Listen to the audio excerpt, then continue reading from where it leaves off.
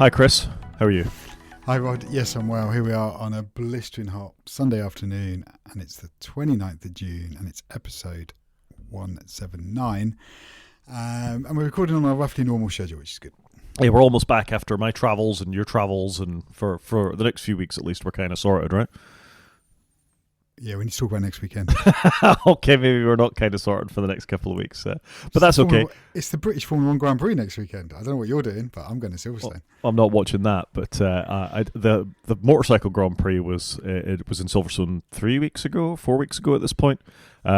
It's normally in July, so that's unusual. However, the big news in the MotoGP calendar, and I can tell you're excited about this, was it was Assen today, which is probably the oldest event on the calendar. I think it was 100 years of bike racing at the Assen racetrack this year, and 70 years of Yamaha motorcycles, which happened at the same sort of time. So yeah, a couple of big anniversaries, and we should probably put this in media. Liberty Group has also now fully finalised its deal with MotoGP, so Formula One and MotoGP owned by the same people. And MotoGP is about to get commercialised to high heaven. That's what's going to happen. Yeah, I'm not happy about it. You're going to have all the sponsors. You're going to have Lego. You're going to have Kit Kat. They've got a pasta brand that's linked to Formula One. Like, it's insane. Everything. Formula One's got everything. I mean, I think this should definitely have gone in media, but here we are. Well, MotoGP is definitely more energy drinks. A little bit of computers. Lenovo sponsor the main Ducati team. There's lots of sort of niche manufacturers of things, not huge amounts of big brand. Obviously, the tobacco sponsorship is long gone in most forms of sport, and they used to sponsor the red bikes. You know, the sponsors I was just listing sponsor F1, not the cars, but F1, the company, have got their own sponsorship. The cars then have, or the teams then have their sponsorship, but it's insane. Like F1's got its cruise sponsor, its champagne sponsor, like I say, its pasta sponsor, Kit Kat. It's just absolutely bonkers now, and that's what you're going to see. And then there's Lego produced with F1, and then there's a film. There's going to be a film, isn't it? MotoGP, the movie, because obviously we've got F1, the movie. So that's what the wheels you've got coming to you, and there's going to be Drive to Survive, and there's you're going to have all these things coming your way. Oh my god! Well, that sounds like a future I want no part in. Really, I just like my racing. And there's going to be loads of more fans. So if you do want to attend the circuit, it's going to be a Ramos. That's what's going to happen. So what you're saying is I need to get myself to Portugal this year and watch the last race of the season, second to last race of the season, before it goes wrong. Yeah. If you want a buddy to come to Portugal with you, just shout. Oh, I think that might. Did you fancy a little trip to the south of Portugal to watch a bit of motorcycle racing? I've got nothing else on this year. Why not? Yeah, I've got a puppy though. Tell us about that. I have got a puppy, and I've had my week of least productivity because a puppy is a bit like having a baby, I've discovered, and you don't get a lot done because you're always worried that they're going to get into trouble. So it's been quite a week and a learning curve. So not a lot of work done, but I quite enjoyed it. I mean, the interesting thing about a puppy is it's harder to get someone else to look after it than a child, I found. Potentially, but there are people you can pay, so that may well. Yeah, there are. At some point. And once you find a nice, reliable person, it does make a difference. It really does. And the summer holidays are always fun once we found somebody to actually look after them rather than a kennel, because the dog always came back from the kennel stinking. I mean, I don't think they abused her or mistreated her in any way, but she just being around other dogs all the time, she came back reeking. So, yeah, we've got all this fun to go through. But this year we're not really doing a huge amount, so it's the best time for us to have a puppy. Fair enough. Shall we do some follow-up? We better get straight into it because we're on the clock, aren't we? We are on the clock. Okay, so first up, and I talked about this last week, I said I'd put it in the show notes. I've only vaguely remember what happened in Helsinki, so I'm quite impressed with myself that I remembered to put this in here. And this was an article, a long read from a Patreon post that was made open from Ada, who writes about technology stuff. But what happens when the AI bubble bursts specifically, and it's quite a long read, but I think it's probably worth spending your time doing it. And the be all and the end all of it is that the AI bubble will burst, is what her hypothesis is, and either we'll end up in a Web 2.0 world, or if it bursts in a slightly different way, i.e. it's a success, what will come out of that is that jobs that are now valued, such as developers and researchers and knowledge workers, will become less valued because it's not as big a deal. The AI type stuff will be able to do that kind of thing for you. And if it does burst, the technology will still exist, but it will live within the military-industrial complex, basically, surveillance, all that kind of stuff. So it makes for quite grim reading, really. Yeah. It feels to me like it's here to stay, a bit like the web. The internet came in the 90s when we were Well, for us, and for really everybody, it came in the late 90s. And then it never really went away. And it feels like AI is a bit like that. It's coming and it's going to evolve and it will become prevalent. And we're getting to the point where it is getting very prevalent. Everybody's starting to use it. And then is it just going to plateau in my head? Or is it going to, have many iterations where we keep getting put out of work? I don't know. Yeah, I mean, I agree with you. It's here to stay. The Web 2.0 thing didn't kill the internet. It didn't kill commerce. What you saw was a consolidation around companies like Amazon that came out of it incredibly well because they were well positioned. But everybody else that thought, they were going to make a killing based on leaving some vowels out of the name of a particular website or something like that, a lot of that went away. And let's face it, that was the thing of Web 2.0, wasn't it? So yeah. I'm with you. I think there'll be some of this left in the background and it'll just become part of life. But I do think there's too much money in too few places. Like we talked last week about Apple potentially looking at Perplexity as a purchase. Perplexity doesn't have their own LLM. What they do is they quantify and they search what other LLMs do. So they make a good search engine or they make a good implementation of, I've forgotten the three-letter acronym for it, but what was the model? The agentic AI type thing that they do.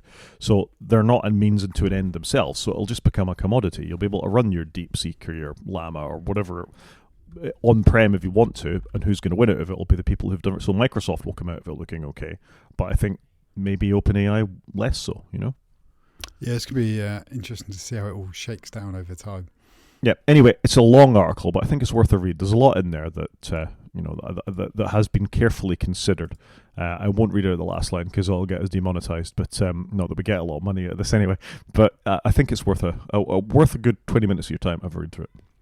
Yeah, and you can always use AI to summarise it for you, surely.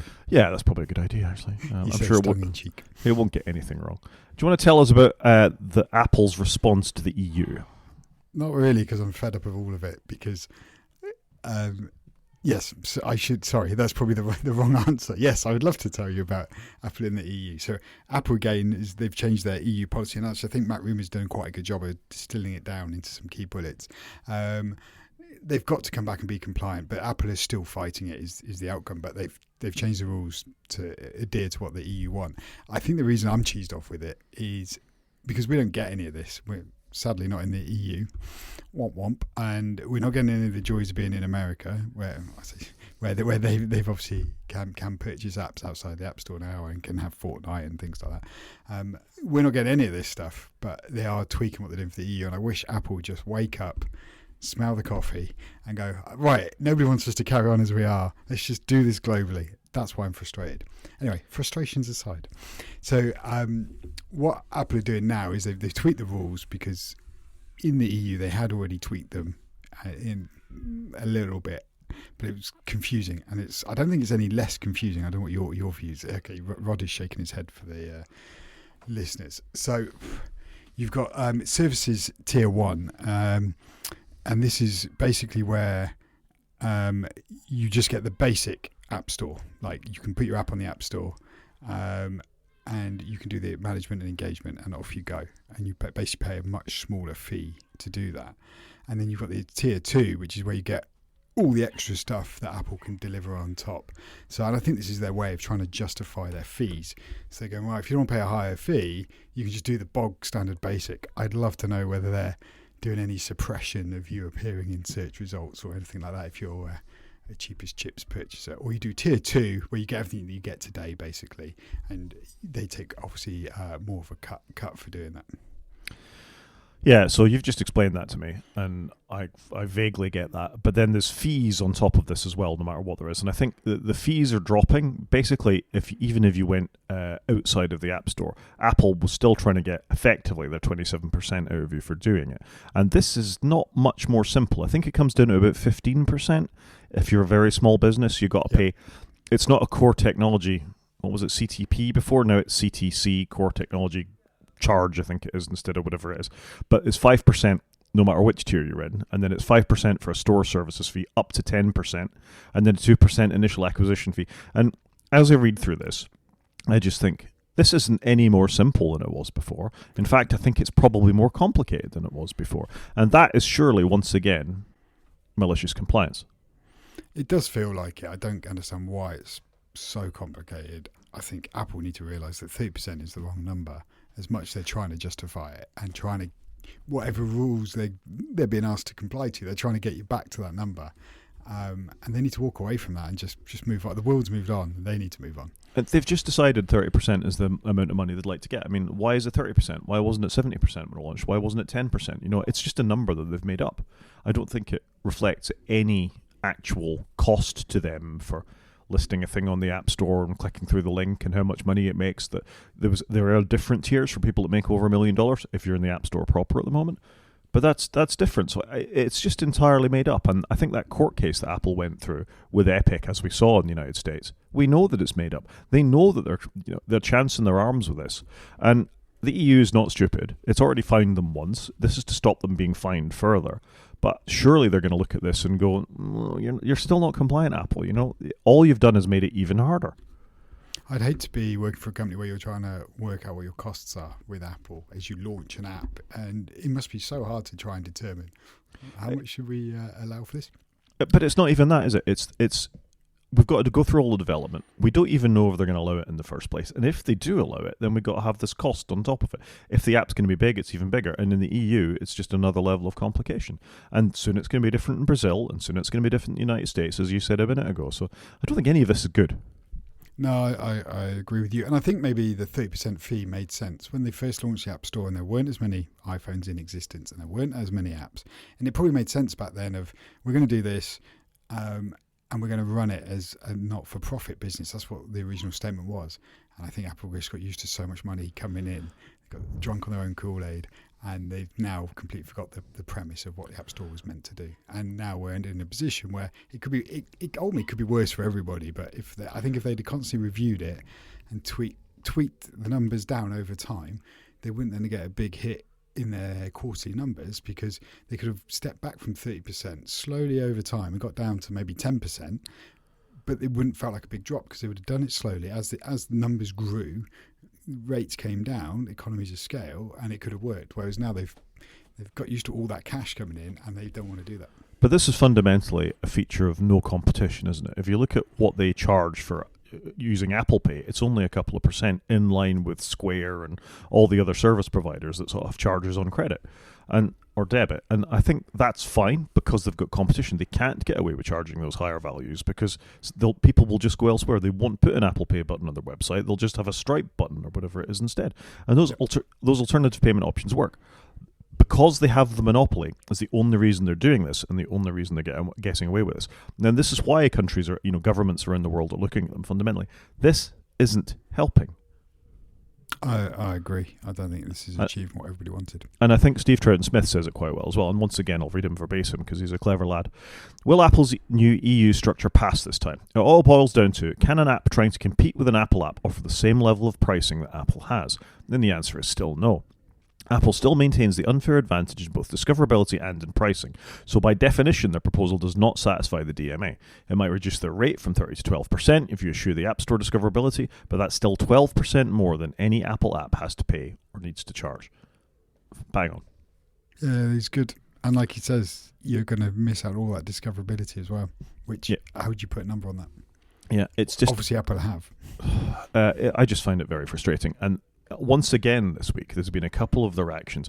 I sort of creep back towards them thinking, maybe they're not so bad. It's been all quite nice post-WWDC. We haven't had a very negative Apple story in a little while. And then this kind of thing happens, and we're right back to where we've been over the last sort of 18 months. Yeah, I'd agree with you there. Like I say, I'm still frustrated we see no benefits in our country. Yeah, it is disappointing. Also disappointing is they haven't given up in the United States either. So basically, after the epic win where you're able to at least link out to other store places and them letting Fortnite back into the App Store, Apple basically want the court changed. They want a different judge involved. They think it's been unfair. They think they're being, ripped off effectively. The district court's new prohibition against any commission on sales facilitated by Apple's own platform has no basis in the original injunction and is fundamentally unfair as it violates the original injunction effectively. So this sort of steering stuff, they're once again pulling out as being a problem. I suspect if Apple went and looked at this, they're probably making more money now. There's more eyeballs in the App Store because Fortnite's there again. But they're just so horribly stubborn about, no, this isn't allowed. We're going to fight tooth and nail every inch of the way. It's just madness. It doesn't feel like the progressive company Apple are trying to portray themselves as being, very modern thinking, secure, aware. And they're just banging the same old drum. Yeah, frustrating. It is frustrating. You lost, move on.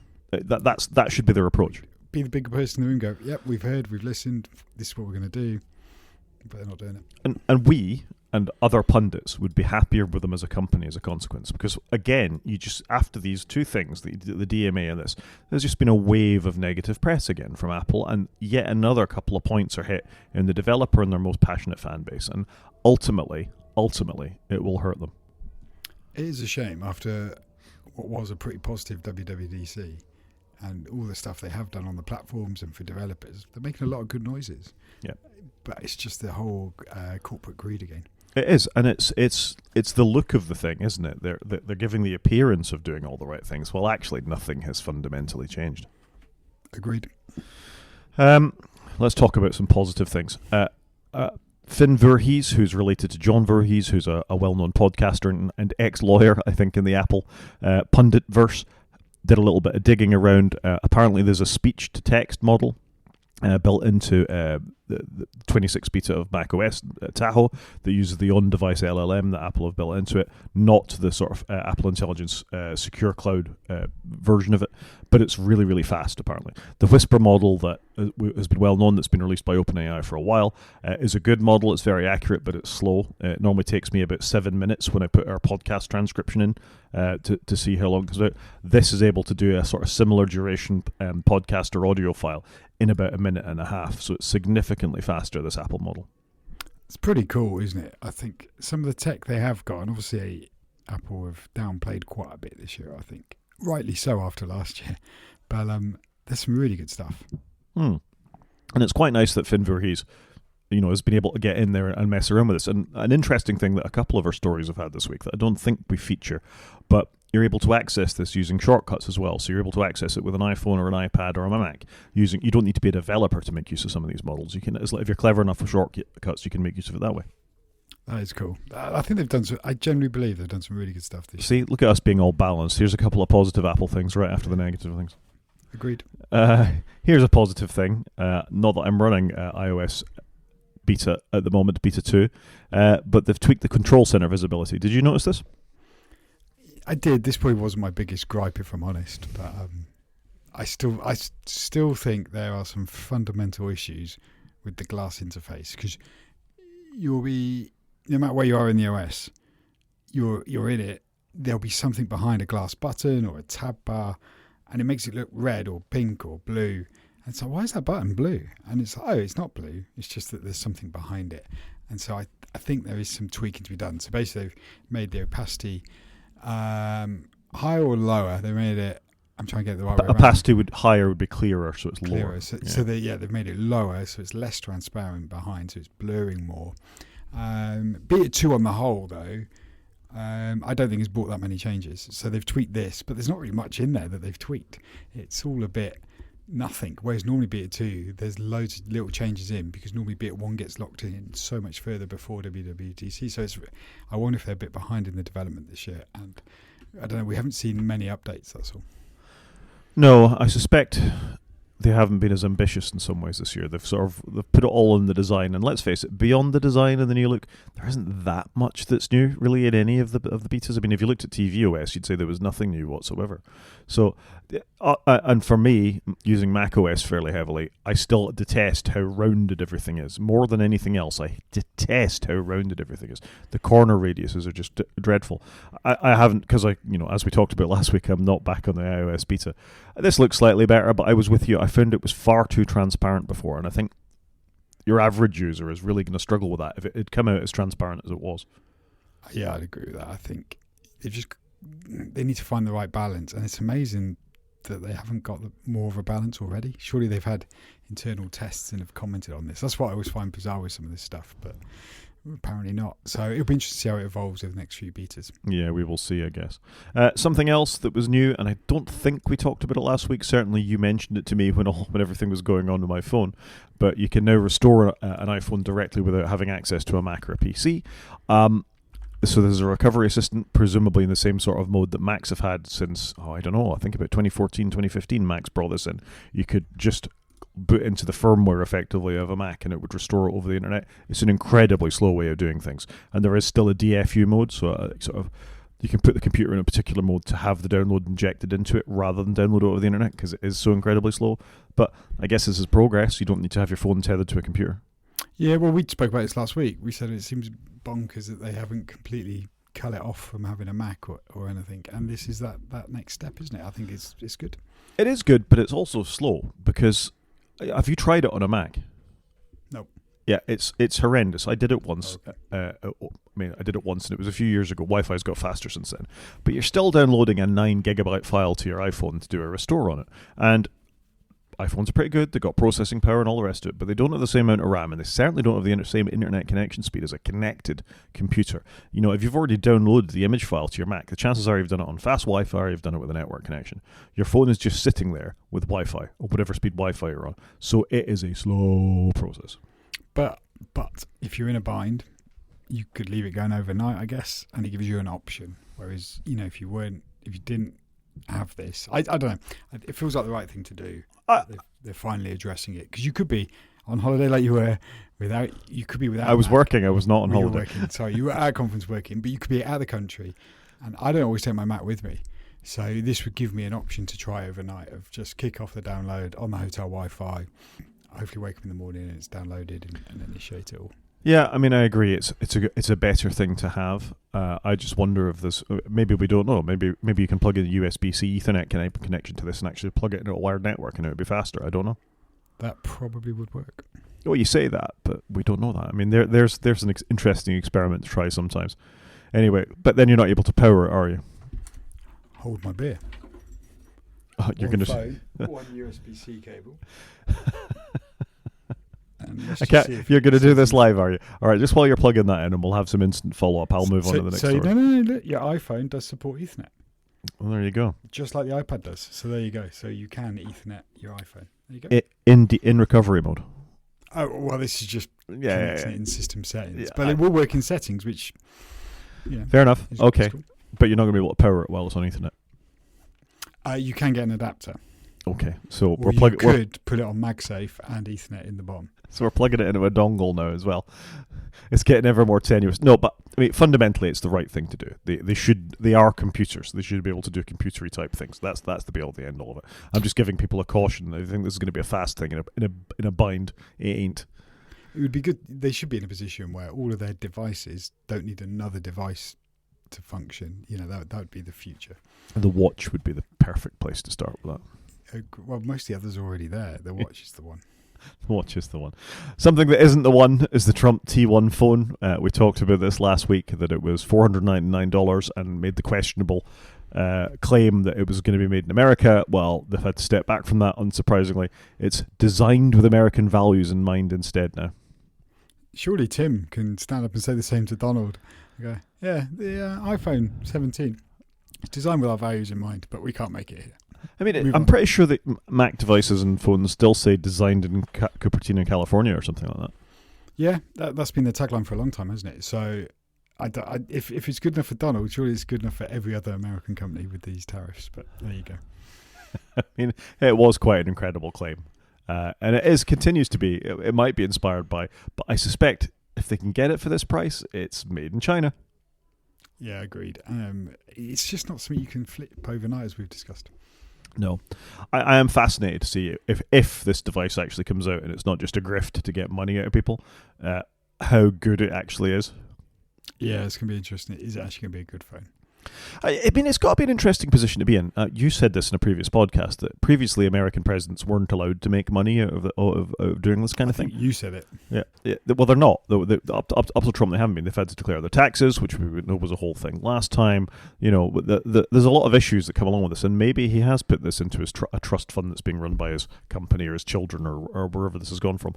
But the brand of the President of the United States of America is very much behind this, isn't it? I mean, this isn't the Trump brand as such. I know it's gold and a bit tacky, but it's not Trump himself that's doing this. It's the United States of America that sort of sits behind this, isn't it? There's even an American flag on the back of it, for goodness sake. So you're you're, for want of a better word, you're pimping the office of the United States, the President of the United States of America as part of your phone here. So it's an interesting strategy. But what I'm saying is there'll be a hardcore of people that will buy this. Yeah, there will be. And if anybody's blurring the lines of presidency and business, it's our current president, I think. Our president. Or the current president, should I say. The current president, yeah, I think so. Anything else to say about the Trump T1 phone, or should we move on? I'm never going to buy this phone. And I doubt you are.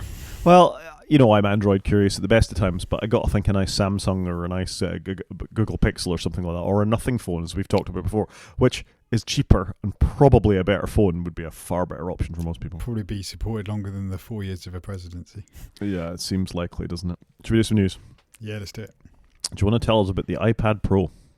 Apparently the new iPad Pro, when it comes out at some point, will support an M5, but drum roll, will have thinner bezels. So the iPad M4 that came out about a year ago, 18 months ago, it just looked like its predecessor. Nothing really changed. It was a bit thinner. But apparently the next one's going to have thinner bezels, which doesn't surprise me, because the current one, when you look at it next to your current iPhone, you think, why is, it looks old because it's got really chunky bezels on it. And the iPhone's got such thin bezels. And I get why you need some of the bezels, but it does feel a little bit antiquated now, because it's been like this for a long time. So I'm quite excited by this. I still love my iPad. I'm just not using it as much, but I'm definitely not in the market for a new iPad. I'm planning to keep this one for some time. Yeah, I'm kind of conflicted about this. We talked about last week how the new OnePlus tablet was incredibly thin, bezels-wise. It's a tablet. You pick it up. I know a lot of them spend times in cases, and increasingly with iPad Pros particularly, they're sitting in some sort of smart folio or something like that. But you need to be able to hold it by a corner. If the whole thing's screen, then you're relying on software, PAM and gesture rejection and all that kind of stuff, which has never been 100% great, I got to say. So I notice, now I run around caseless with my phone, that I do get accidental input all the time on my phone when I'm holding it. Okay. Maybe you're holding it wrong. I was waiting for the joke. I teed it up and you smacked it straight down the fairway. Very predictable. But I question, of course, to make it look cool, they've made it very, very thin. But I do think you need a certain amount of bezel on there to be able to grasp the damn thing. You're going to go and grab your iPad now, are you? All right, great. They look chunky. But does it matter? Yeah, give me a little bit more screen. I'm not convinced. Apple love. It's weird, isn't it? Because we spent so long of iDevices having fixed screens for so long, and then all of a sudden, Apple just gone nuts by giving you like you can get a 10.9 inch iPad, an 11 inch iPad, like an 11.1 inch iPad, and now they just love giving us different size screens. I just think they're too big, and I think they could easily half those bezels, and it would look cool. Do you think they're making it thinner for a foldable one in the future? Because then you get more screen to the edges. Potentially. I think they're going to make their foldable phone, and I think the iPad, I think we're just seeing the start of the iPad step away from the I think the recent updates to the iPad software with iPad OS 26 is probably what they should have done when they first came out with iPad OS. I feel like it's starting its divergence from the phone. Well, I guess we'll see. And it's convergence with the Mac. Yeah, agreed. But I don't know. I think I'm hoping they find the right thing. They've gone close to the Mac and further away from the iPhone, which means that when you get your foldable iPhone, it won't be a foldable iPad. That's what I think. Or when it unfolds, it will be a foldable iPad. No, I don't think it will be. It's going to be a big iPhone. It's genuinely interesting. I'm not all the way with you on the very thin bezels, though. I'm not. I think you need a little bit of a position around the edge of it to hold it. I mean, do you keep yours in a case all the time? It's largely in my keyboard folio when I was working, and more so in a folio thing, just because I spent so much money on it. Yeah, but you don't have this problem with your phone. No, I don't. But my phone's half the cost of my iPad. The contradiction is real. Yeah, true. But also, I do lob my iPad in a bag with other stuff, whereas my phone is always in one pocket without anything else to scratch it. Yeah, okay. For me, they just need to do something more about the weight of the smart cases than the actual iPad. I completely agree with you there. But I'm just happy the iPad seems to be getting lots of love generally. Like it's getting better chips, it's getting some design. It's great. I love that it's still a product in their lineup. Yeah, it's more than just that, though, isn't it? It doesn't remain.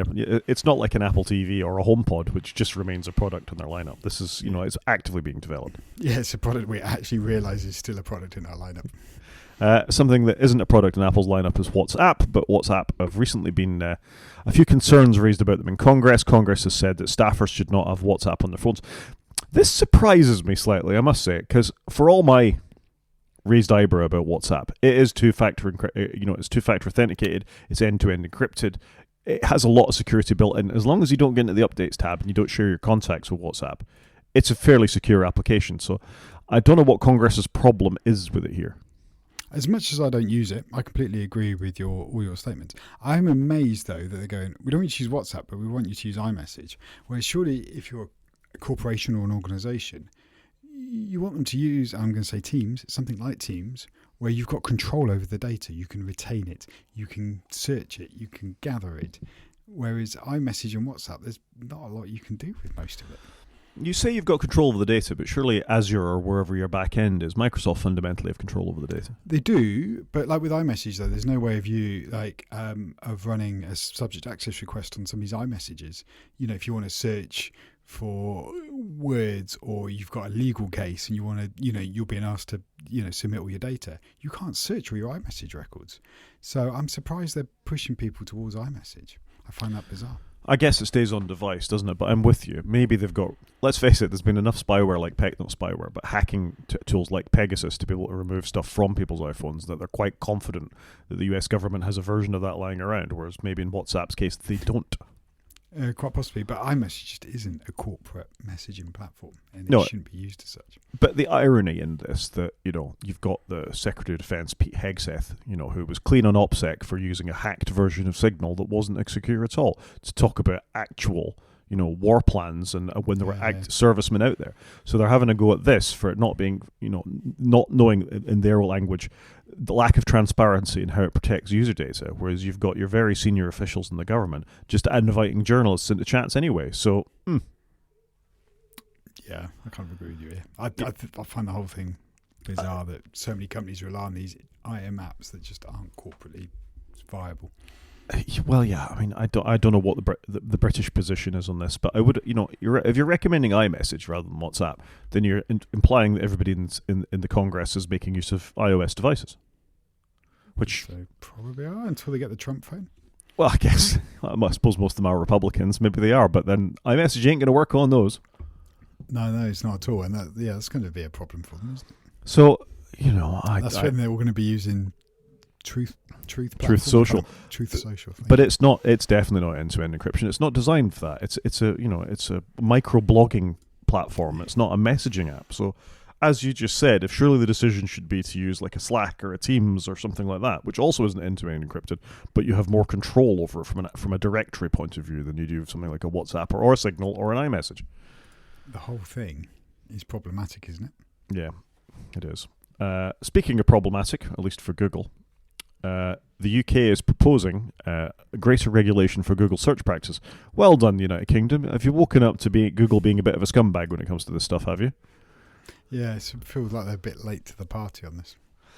I know we've got this terrible, everything American is just good and we let it be for the good of business coming in the United Kingdom. But I think we all know Google's search practices and advertising practices are fairly questionable at the best of times, said the people using Google Docs and Google Meet to chat. It's a fair point. Google Meet, though, does work. It works a lot better than some other things, doesn't it? It does, yeah. That is the problem. I must confess, it's probably the only bit of Google products I do use. And Google Docs that we're using for the show notes now. Yeah, that's true. And that's been pretty damn reliable. It's rock solid and it's fast. And therein lies the problem, doesn't it? This is the Linux argument writ large, where there is an alternative. It may be freer or more secure or less likely to sell your data download, but it's a bit slower and it doesn't work quite so well. Therefore, we're not willing to put up with the compromises that it makes. And that's generally the problem with Google, is it's entered this dates me. It's entered the zeitgeist. People expect to search with Google, even though there are credible, possibly better alternatives to it these days. Be that DuckDuckGo or Kagi or possibly even OpenAI or some of those other search engines that have come along, unfortunately. I mean, let's face it, Google search is not the greatest, but for most people, I'd say 90+% of people, it's still the default. It is, because it's always been the default. And it's just in the lexicon, isn't it? I won't search for it, I'll Google it. It's like I'll Photoshop it. It's just the lexicon, isn't it? Yeah, so this is the Competitions and Markets Authority once again having a look at Google. They're not going to make a decision on this until October the 13th, so as always there's a bit of a wait and see about this. But Google search has delivered tremendous benefits. There you go, you got to pat the corporate back. But our investigation so far suggests there are ways to make these markets more open, competitive and innovative. Because of course there are, because everybody just uses Google. So, and as we've talked about before, the dark patterns and the way that they carry out searching on some of their platforms leaves a lot to be desired. So yeah, fair enough. Yeah, fair enough. I mean, they're going to be behind the Department of Justice because, let's face it, if Android or search or whatever gets spun off from Google in the United States, nothing the CMA is going to decide will make any difference to that. Yeah, we still don't know what the answer to that is, do we? We don't. Something else we don't know, or people who don't know the answer to anything, is Hewlett-Packard, I think. So Hewlett-Packard, who we don't talk about much in this podcast because I kind of view them as irrelevant, I'm afraid. Chris is... I'm nodding. I keep forgetting how much money they have and that the stuff they seem to acquire and do stuff with. It's bizarre. It mind boggles me, HP, to be honest. Yeah, I don't know why they're still around, really. And it's a shame because they were truly a great company for a long time, who I would have bought their stuff even for a period, even before Apple. Yeah, and it is odd with them because I just go to them for an inkjet printer, and I was looking at one the other day. I was fixing it for somebody, and I was like, actually, this HP printer is as rubbish as it was 20 years ago. How has this tech not really moved on? But I don't really know what HP do. You know, they just they do corporate or enterprise. They do home user, and I don't think they're great at any of it. No. So they still make servers. They still make laptops. They still make bits and pieces. Like you say, they've still got home stuff. They certainly still make very bad printers. And buy a Brother printer, by the way. If you're looking to buy a laser printer, just buy a Brother one.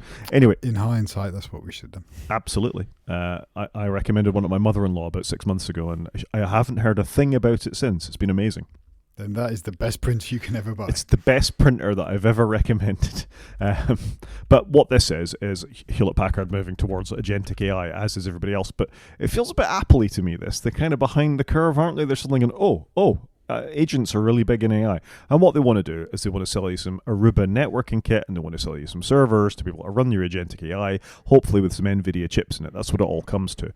But it feels a bit Johnny-come-lately from a company who put all their chips in the services basket a long time ago. Why are they so slow with this?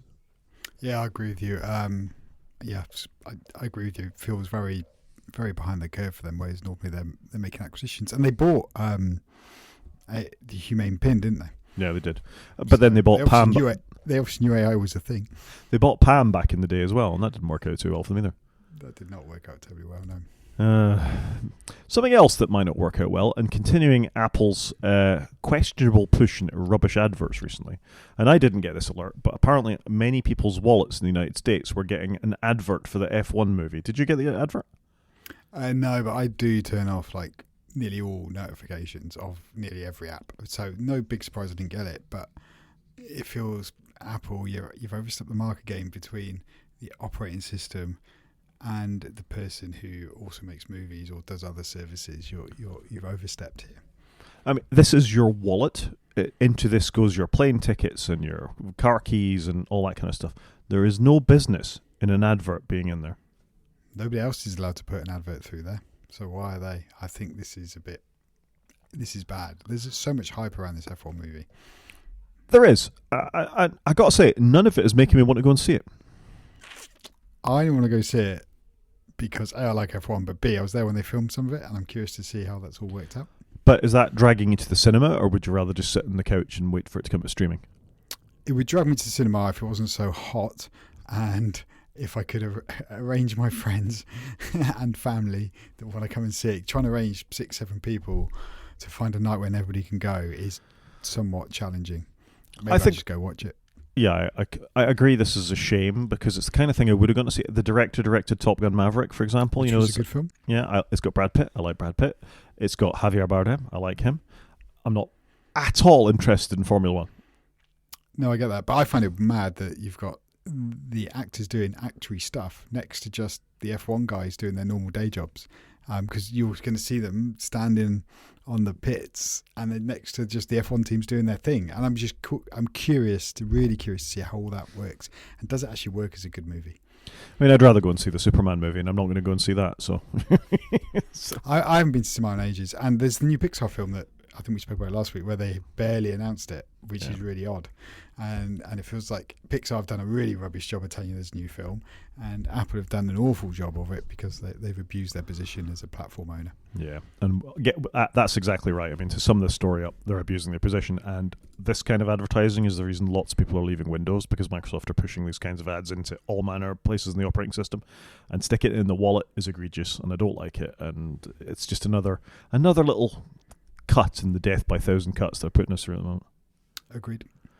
Moving on, and speaking of maybe escaping those 1,000 cuts, there's a new model of Fairphone. We've spoken about Fairphone before, so this is the modular repairable phone made by a company in the Netherlands. They've upgraded everything, bigger batteries, better cameras, better screens, blah, blah, blah. It's about $600 or €600 rather, which is $696. It looks like a solid upgrade. The last Fairphone 3 was supported for about 5 years, I think. So, this is good. If you drop your phone and smash the screen, it's easier to replace it. New camera module. They've added a few things in terms of accessories, so like a MagSafe wallet for the back and a loop if you want to secure it in your finger. And it runs a de-Googled OS as well. So I think this is a great alternative for people who are trying to step back from the hegemonization of American tech companies. Do you know what really sells it to me? If you scroll up, that picture. Yeah. There is a picture of a phone with a battery that looks really easy to swap out. And then if you scroll back down again, on the back of the phone, it looks like it's a nice, easy to remove panel. Like, oh, what? I can just take the back off my phone, take the battery out with some screws by the looks of it, and swap it. Yep. And it's like, yep, that's pretty much it. And it's like, that looks amazing. Because what would we all like to do about a year into owning a phone? Swap out the battery, probably for like 50 quid. Brilliant. I think that's exactly right. It's probably it'll be an adequate phone. It's probably never going to be the greatest phone in the world because, as I've learned with framework laptops, you make sacrifices for the purposes of modularity. But that's okay. I know what I'm getting into. And you're right. I think it's 3 screws. The previous Fairphone, you could just pop the battery out like Nokia's used to do back in the day. But I think, I know, for the purposes of waterproofing and things like that, I think they actually secure it now. But it's 3 screws. And it's a good looking phone as well. It looks like a phone you wouldn't be embarrassed to show. I like the little touch of colour on the button. Things like that are nice. Genuinely, I would consider one of these as my next phone. I think. Ooh.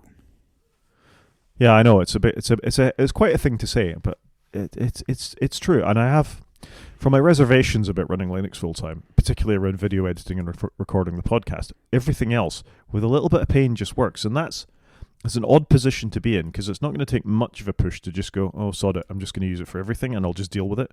And I think that's always the hump. It was the hump between leaving Windows and going to Mac, and you probably felt the same sort of thing. The little pinch points are things like, oh, it's a little bit harder to do this, or that doesn't work quite the way I'm used to. But at some point you just go, it's just what I'm used to, and you get on with it. When I first went to my iPad full time in 2020, you just had to learn to do things differently. It'd be a lot easier moving now. But back then it was a bit harder, but I took the pain, and for me it was worth the payoff. Yeah. Something that might be worth a push to Microsoft is they're taking antivirus providers out of the Windows kernel. This is relevant because the CrowdStrike thing was injected into the Windows kernel. So this is why Microsoft are doing this. Yeah, obviously there was a big outage with CrowdStrike late last summer, I think it was, if memory serves, where basically CrowdStrike pushed an update. It then, in essence, bricked a load of PCs, made them reboot. Lots of blue screens, like even in Times Square, you'd see big blue screens of death, as it were. I'm amazed they haven't done this before now. It's probably a massive engineering task, though, to be fair. It makes sense. I'm amazed AV products were allowed to be in the kernel, so makes sense. This is interesting. If you extend this to games, which we're going to talk about in a minute, but not about this specific topic, but just the subject. Lots of anti-cheat stuff for Windows is based on being in the kernel. Presumably that's a vector for attack as well. How will that be dealt with? Yeah, it's an area I don't know a lot about, but I'm aware of it. So it's a fair point if they're going to push anti-AV out. Maybe they've got a way of doing it, but sandboxing it in some way. I don't know. Yeah. They're also redesigning the blue screen of death, as we've talked about before. It's going to be black and not blue, so maybe those things are going to go together too. Yeah, I probably want some get away from that blue screen of death branding, I guess. I think that's it for news, unless we've missed something. Should we move on? Let's move on.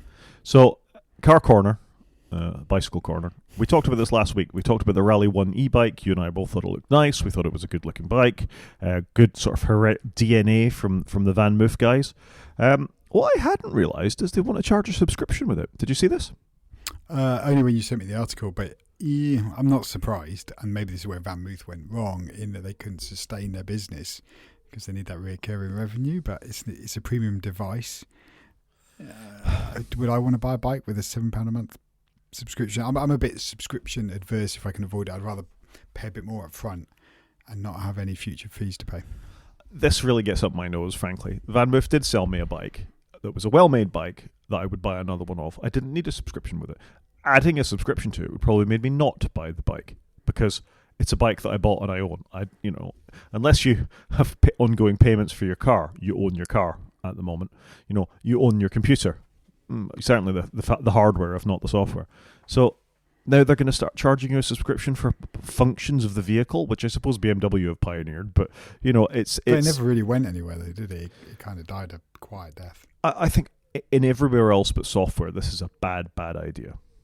Yeah, I agree. Like I say, I'm a subscription first. I try and keep my monthly costs low. And like I say, I'd rather spend, an extra £100 up front and know that I haven't got any more cost to bear until I choose to replace it in a few years' time. So, yeah. And that's how you build a business, surely. You build a good product that people want to come back and buy another one. That was the Apple way for a very, very long time. Looks cool, though.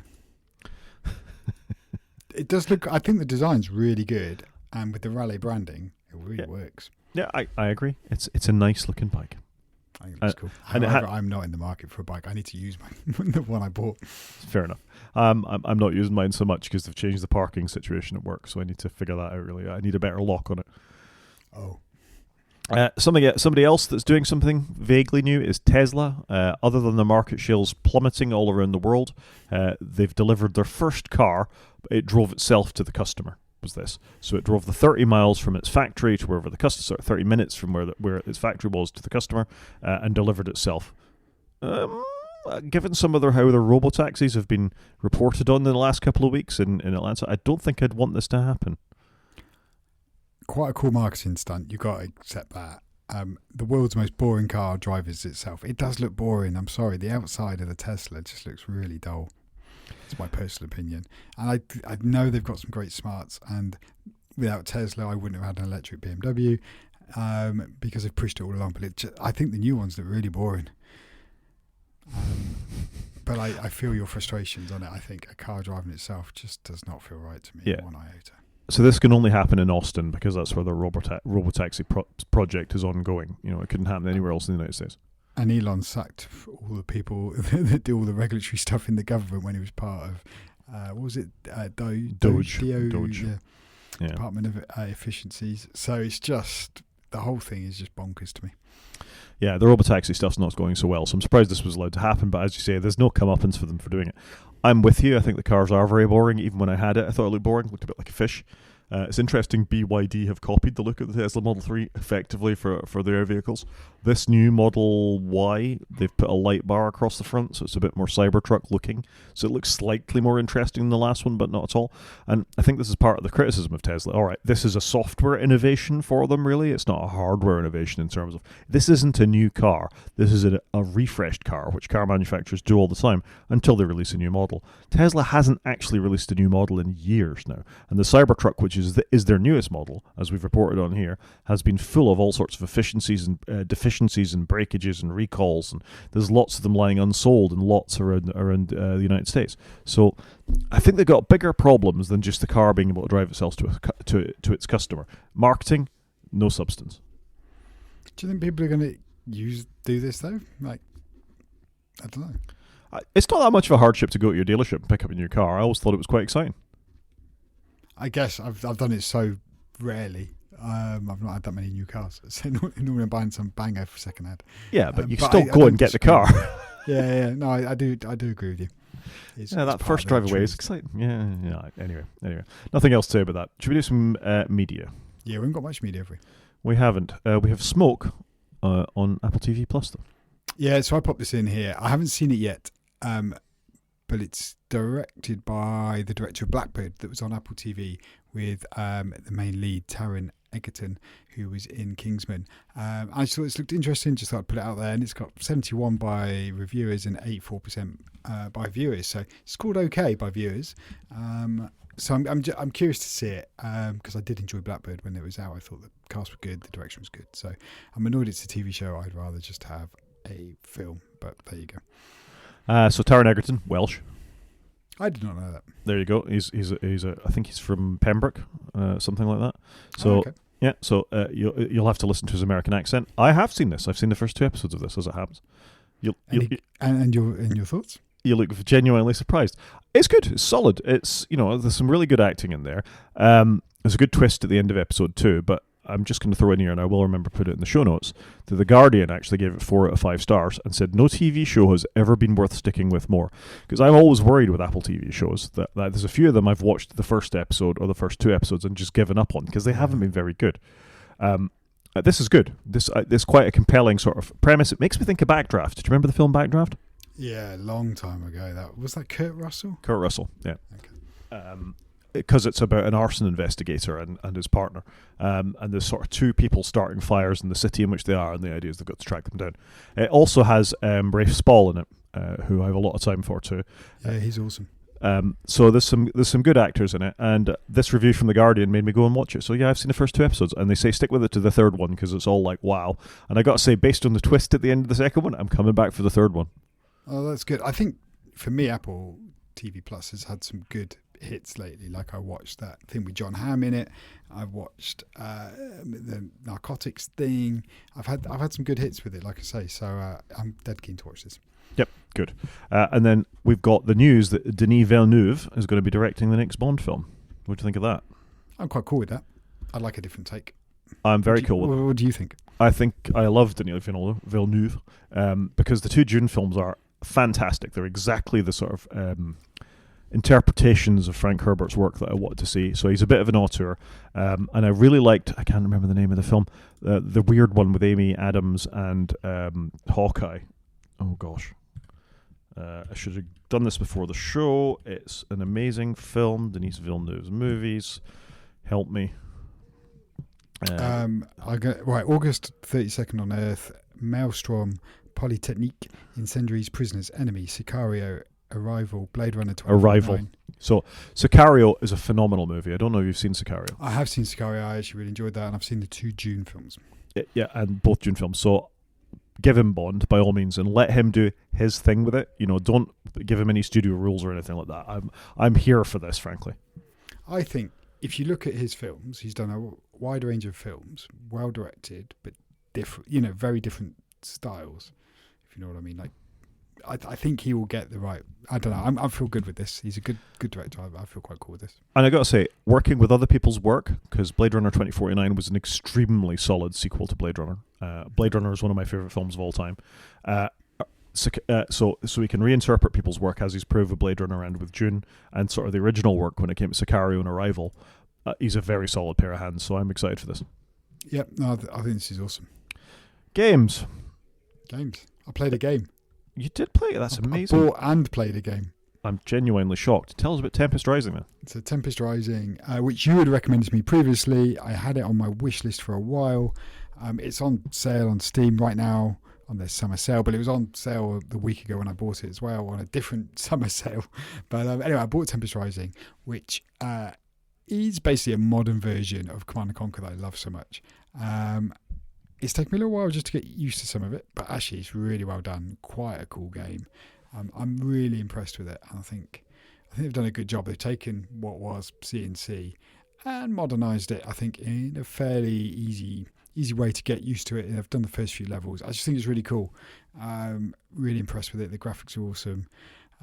Yeah, it's cool and a little challenging. So really like the concept. I'm quite looking forward to doing a bit more of it. Nice. Yeah, it looks good. I don't have a lot to say. It's on sale on Steam right now for $27.99 for the standard edition. It seems a good price for a game. Like, you got 2 campaigns to play. Apparently, there's a 3rd campaign coming. So, who doesn't like a bit of real-time strategy as well? Certainly, you and I are big fans of it. So I don't know if this will work on my Linux gaming desktops, which is always a question for me. I think I tried to play the demo and I could watch the intro video and then it just died. So maybe they'll have fixed that. There's probably a website somewhere I can look up to see what that comes to. But yeah, no, good. Looks good to me. I'm glad you've actually played it. It's awesome. I've got a lot of games to play, but this has been worthy of my time. Fair enough. Something that might help you play them, and I'm curious about buying this myself. 8-Bit Do, who make controllers for all manners of things. Typically, I think they started as looking very Nintendo-like. They sort of made a replica of the original NES controller, the square one. Have gradually transitioned, and that's where the 8-bit comes from. They look like the old 8-bit consoles. Have gradually transitioned into quite a well-regarded controller manufacturer. And I just thought this 8-bit 2 Ultimate 2 wireless controller, bit of a mouthful, was an interesting looking one. Obviously much more inspired by an Xbox than anything else, but with a firmware update, which they made available to it, is now completely compatible with the Switch 2 as well. So this will work on your Mac, on your Windows, and on your Switch, and I think that's quite compelling actually for not a terribly expensive controller. That's quite cool. And if you scroll down, you can actually change the colour of the lights on it and stuff. I mean, it does look quite cool. I've got a lot of controllers. I'm not sure I should buy any more, but yeah, I like the look of it. It looks awesome, doesn't it? It really does, and you know, I think it's under £50 in the UK, whereas a Switch Pro controller is almost 80 quid. So for 47.35 in the UK at the moment, I think it's quite a decent device, and it's got Hall effect sticks, so you're not going to have any drift like you do with the Switch consoles. Or the PlayStation. I've got 2 PlayStation controllers with stick drift. I've just bought another PlayStation controller for about £50-60. Yeah, so I think this is a really good deal. So if you want something that's chuck in your bag or to play with your Switch, I like I say, I'm 8-bit Do Ultimate 2 wireless curious at the moment. Yeah, no, I can see that. I would be interested in one of these. And last but not least for gaming, we have an update to Civ 7, which I haven't come back to in months now, but this is a major update, a multi-gigabyte update that's changed lots of things in the game, far too many things to go through, but they're bringing lots of things back into it in this case, able to adjust how the ages work, all sorts of things within that, more granular difficulty. You can disable legacy paths, you can do all sorts of things, and we're told the automated Discover is coming shortly as well. So they're obviously working away in the background on Civ 7. It does feel like a lot of games at the moment get released a little bit early. That's what I'm seeing. Less so on the Nintendo side, definitely on Steam. And there's a lot of patches bringing back functionality. I've seen it with Commandos, seen it with Civ. And I guess they've got to ship it, but it does worry me that we've reached a world where it's like, just ship it. And we'll patch it afterwards. And there is a balance to be had there, I think. I agree, but I think ever since Civ 5, Civ games have been like this, that they release something and then they patch and they patch and they patch until they get to the point that people just accept it. So I'm just glad to see that it's happening, really, because it didn't get great reviews at launch, and neither you nor I seem to have been as passionate about it as previous Civ games. Definitely not as sticky for me as I would like, but I would like to revisit it, so maybe I've got to get through Tempest Rising, Commandos, and then I'll go back to Civ. Yeah, I'm going to try and do the same thing. If I ever find 5 minutes, I'm going to give Civ 7 another crack of the whip. Fair enough. Main show? Let's do it. Very short. I just thought it might be worth revisiting my Volvo, which is about 6 months since I've had it now. So I've kind of got used to it. It's had some features added to it since I bought it. So I bought a Volvo EX30. I think we talked about it in January this year. In Onyx Black. It's quite a nice looking little car. It's very non-Volvo in the sense that it's just one screen in the middle, more like a Tesla than a Volvo. Actually, that's something I quite like about it because I was used to that with the Model 3. It's not the biggest car in the world. It's probably not much bigger than a Volkswagen Golf or something like that. Yeah, and I just thought I'd feed back on almost 6 months worth of ownership if that sounded vaguely interesting. It does. I was just looking it up actually because at some point I may need to buy a car. And I was like, I wonder how much one of these is second-hand, because obviously electric cars don't hold their value terribly well, do they? No, they don't. And there's lots of reasons for that. I mean, it's interesting in one way. I think people are very worried about battery degradation. They think about their phones, and they think how quickly the battery is going to phone. An electric car is not quite the same. The battery management in an electric car is very different to what you get in your mobile phone. Yeah, I must say, I'm looking at one in black now. I think it looks good. It's a good looking car in black.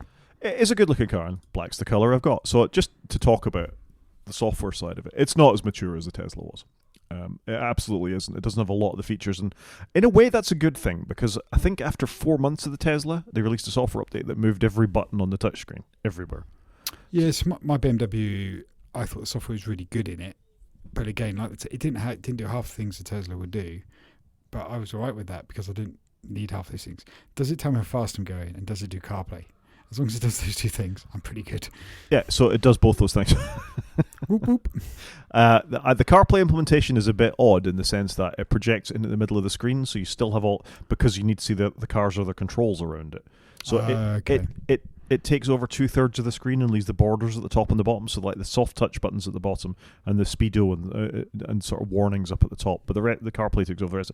And it works fine. It's wireless CarPlay. You get in the phone, it connects to your phone, and there you go. You can run it, your podcasts or whatever come over the speaker system. It's what most people would want. But if you don't want CarPlay, then actually the Google software, because it's Android Automotive that's on it, works really well. Google Maps are very well integrated with it. It knows where chargers are. It can work out hills and all the rest of it. The range prediction and I'll talk about range again in a minute, is all right. It's got apps built into it, so you can fire up Pocket Casts or YouTube Music or Spotify, or I think Apple Music these days actually, and have them just built into the car. The car comes with a subscription. I always get 5G everywhere I go with it, so I've never had a problem sort of streaming anything to it. That's worked really, really well. And it's quite well integrated. It knows the difference between various keys. So the one that's on my phone or my wife's phone react differently as it comes up to it. It knows the profile when you get close to it. Will change the seating position around for the driver and all that kind of stuff. So it's quite a well thought out car, and that's an improvement over when I bought it. It was a lot more glitchy when I initially bought it in terms of software. Volvo have made cars for a long time, but not software for cars for a long time. And I think if you sort of go digging around the forums for the EX30, there's a lot of pushback for some of it. I will say, and you might have had this in your BMW, I hadn't had, the Tesla didn't have this. There's a lot of nannying in the car, for things I want to switch off when I get in it. So speed limit warnings, lane control, departure, stuff like that I don't want on. And it doesn't have a speedo in front of you in the same way the Tesla does. It's on the screen. Again, that doesn't bother me. I was used to it from the Tesla, but it has got a little panel that sits there watching you. And if you yawn, it says, "You look tired, why don't you stop?" Stuff like that. I didn't have that much nannying, but I did have the lane departure, the worst speed warning. But most of it you can turn off, but the lane departure warning you have to turn off every time manually, which was a little frustrating. Yeah, and that is the case. That I think all modern cars do, actually. I know somebody who's bought a fairly new MG recently, and it's even worse, I think, from what I get in the Volvo. If you go through the owners' forums, there are people who've gone and clipped the wire on the little driver monitoring thing, which is probably invalidating your insurance and stuff like that, because you've modified the car at that point.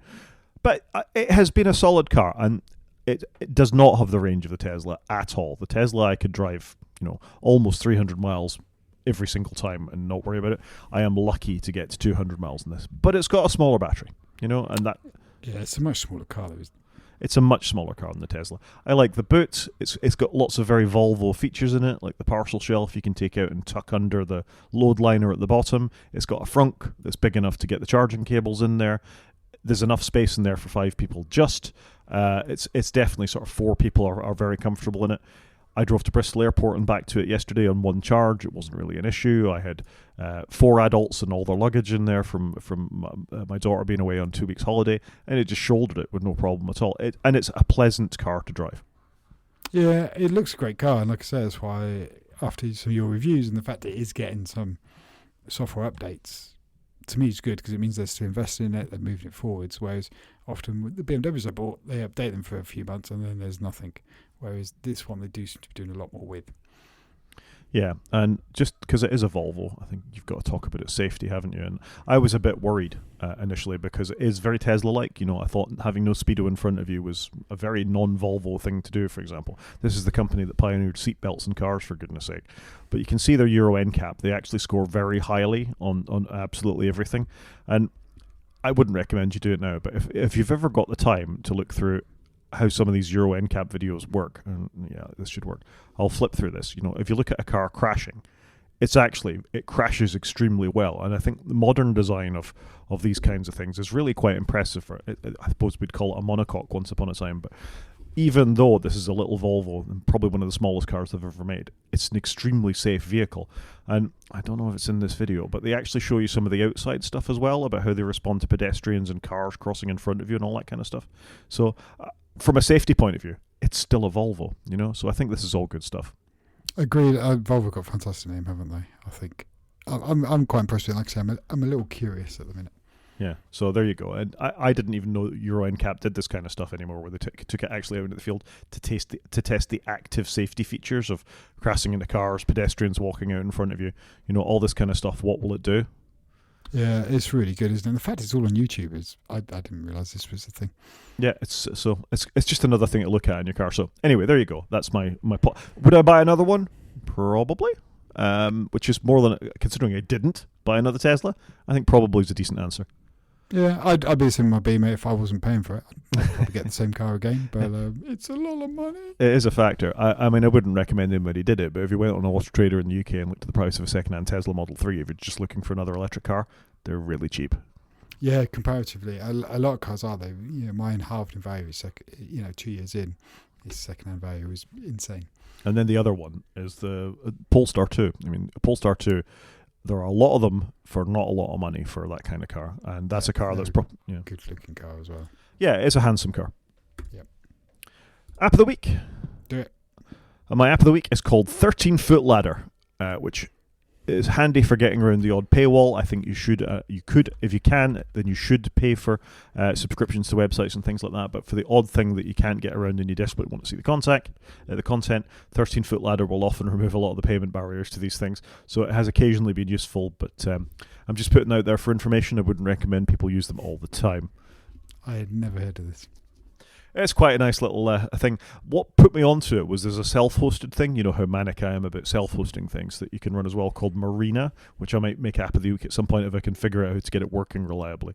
But that will let you do this in a sort of more systematic way. But yeah, it's just another part of my arsenal for things. I don't continually want ads. I don't want to be tracked. I don't want to, I run a pie hole inside of my network and all the rest of it. So I just see this as another useful tool in the toolbox to manage websites that are a bit heavy about pushing their wares down your throat.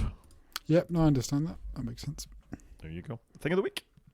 I've gone for Glastonbury on the iPlayer. So here in Britain, we've got Glastonbury on this weekend. Lots of music acts at a farm in Somerset. I'm not sure I would love to go, but I love watching some of the acts. And they've got some good acts from the 90s. They had Alanis Morissette on Friday. They've had Supergrass. They had Pulp yesterday. And it's all archived on the BBC, and you can go and watch it. And I think they always do a really good job. The coverage is really good. And I love it. And I often watch a bit of it with my kids. So it's how we get into some music. So that's what I'm going to go and watch after this.